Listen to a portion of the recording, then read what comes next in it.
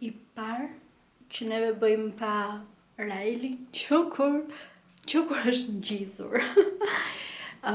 E kishim vërtet shumë të nevojshme, e kisha më tepër shumë të nevojshme një shkëputje, kështu që vendosëm që të kalonim një 4 ditë në Kapadokja. Ka qenë një nga vendet që kam pasur në listë për një kohë të gjatë, kështu që thash, pse jo, tani.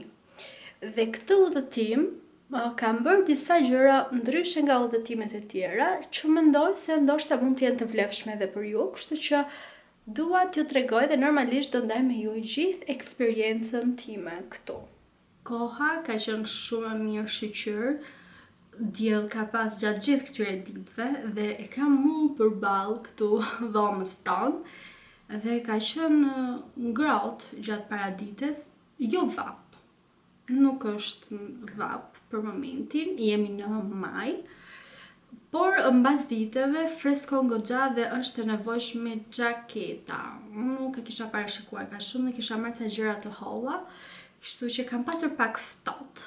Por në përgjithësi mirë, më ka pëlqyer shumë koha këtu dhe normalisht duke qenë se ishte një nga vendet e mia në listën për të vizituar, më ka pëlqyer shumë. Unë do t'ju tregoj pamje, kjo do jetë një video tip story time, jam inspiruar nga Eda për të bërë një video të tillë dhe mendova se është interesante dhe shumë informative.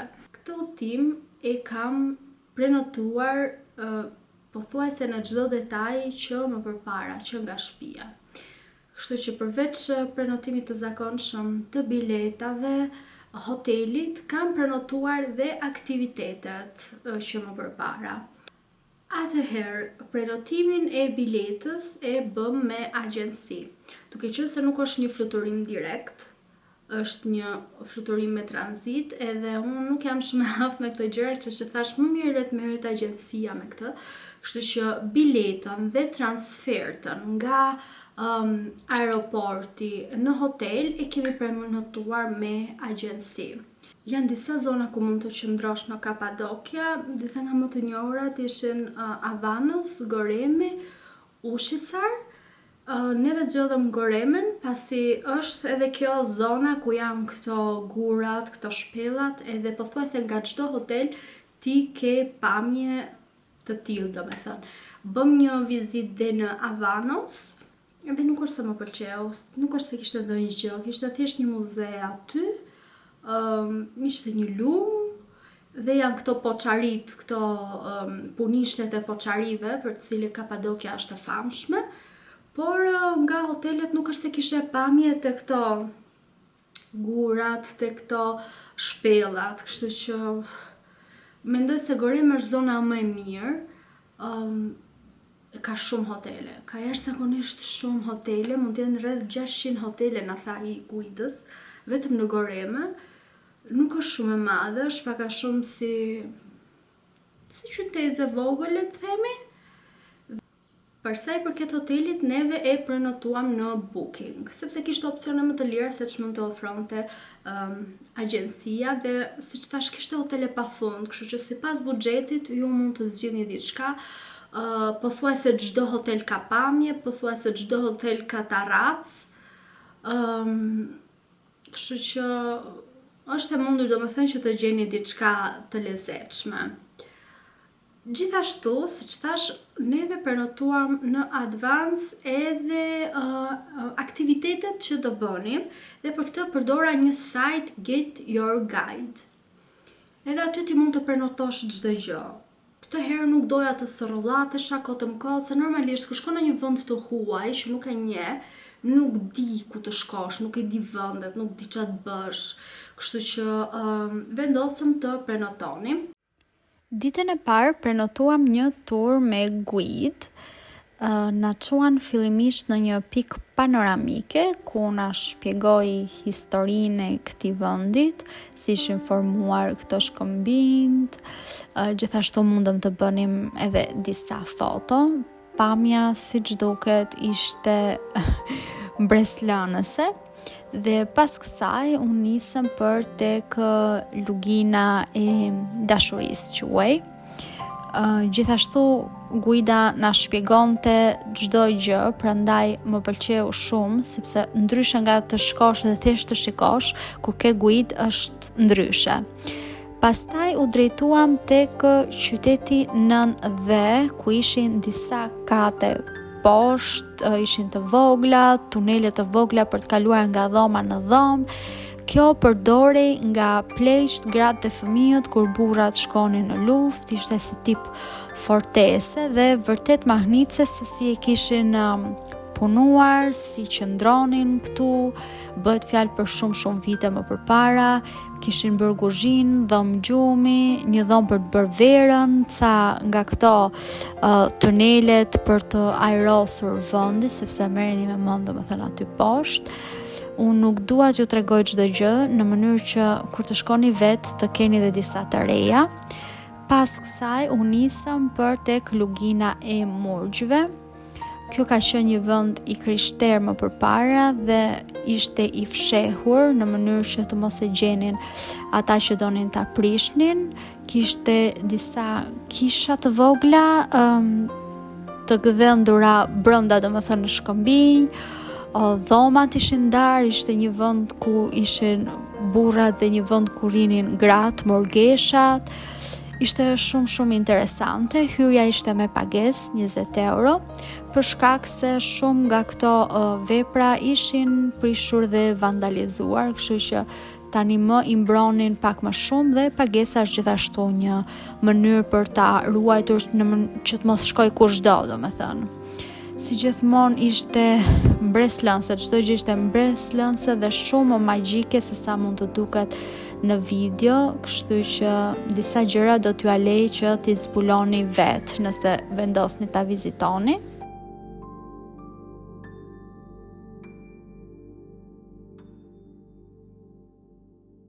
Për ditën e dytë zgjodha 2 aktivitete. E para ishte një klas poçarie, ku bëm vetë diçka të shëmtuar, por që unë duam dhe ishte një eksperiencë shumë e bukur, dhe gjithashtu vizituam workshoping e artizanëve aty, pasi ky ishte një zanat shumë i vjetër këtu në Kapadokja.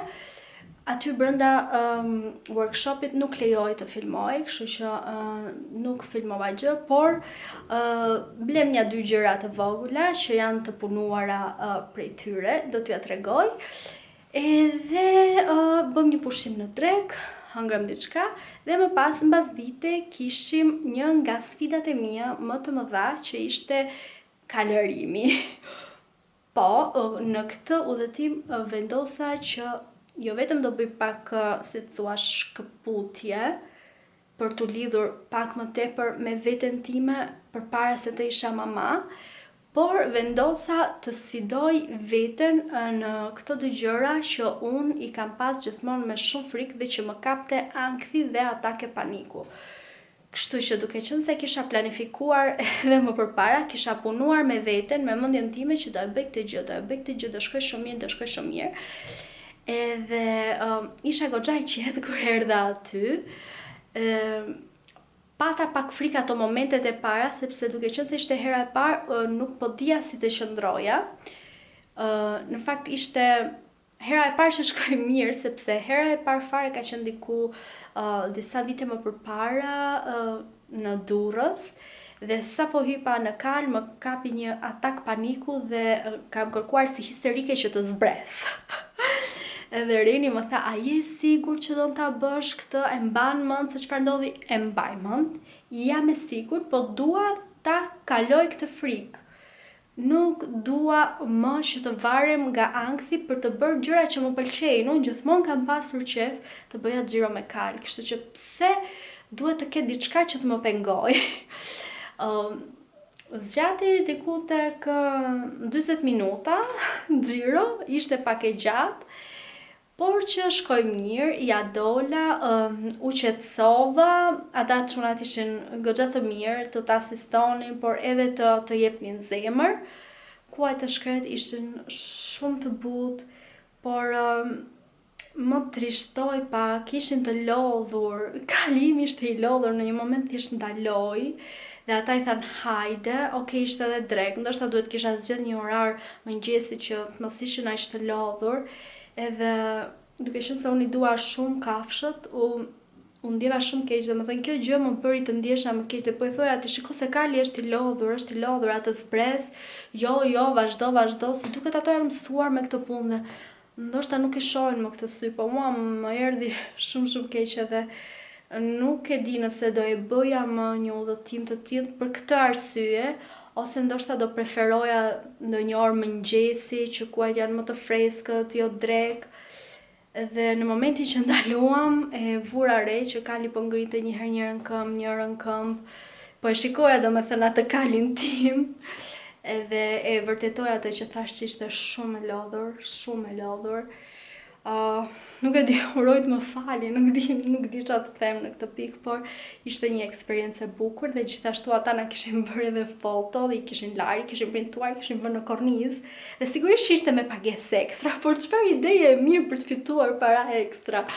Nuk është se ishte shumë shtrenjtë, nga 5 euro copa i ra, po që ne i morëm se na kishin kapur bukur. Këtë është dita e fundit, pra neve nisemi në orën 12 do shkojmë për në aeroport. Kemi vendosur që këtë paraditen ta shfrytëzojmë për të bler ndonjë suvenir, ndonjë dhuratë të vogël. Do pim një kafe, shumë e vështirë të gjesh kafe të mirë këtu. Nëse jeni një kafe pirës, në përgjithësi ka vetëm kafe turke ose Nescafe, mund të jenë 2 vende që kishin ekspres, nuk e bënin aq të mirë sa në Shqipëri, por më mirë se hiç. Kështu që kjo ishte e gjithë eksperienca që mua më pëlqeu shumë. Mendoj se 3 ditë janë më se të mjaftueshme, nuk ke ç'a bën më shumë këtu. Është një vend i vogël dhe gjithashtu nuk do ta sugjeroja nëse keni fëmijë të vegjël 5 vjeç e poshtë, për shembull, për fëmijë 5-6 vjeç e sipër është sepse normalisht këtu do vish të eksplorosh. Ky nuk është një vend që ti vjen dhe pushon, rrin, se nuk ka as det as gjë. Ka disa hotele që kanë pishinë, po janë pishina të vogla. Pse duhet vish këtu për të shkuar në pishinë ose për të bërë si thuash një pushim relaksi. Këtu vjet për të eksploruar. Ky është një qytet i lashtë, ka gjëra të lashta për të parë dhe për të eksploruar, kështu që nuk mund ta bësh me një fëmijë të vogël. Prandaj një tjetër arsye pse vendosëm që këtë udhëtimin ta bënim pa vajzën. Kjo ishte çdo gjë, kjo ishte eksperienca ime. Shpresoj të ketë qenë e dobishme. Nëse më ka shpëtuar diçka dhe keni ndonjë pyetje ndryshe nga këto që u thash këtu, më komentoni poshtë edhe unë do t'ju përgjigjem. Mua.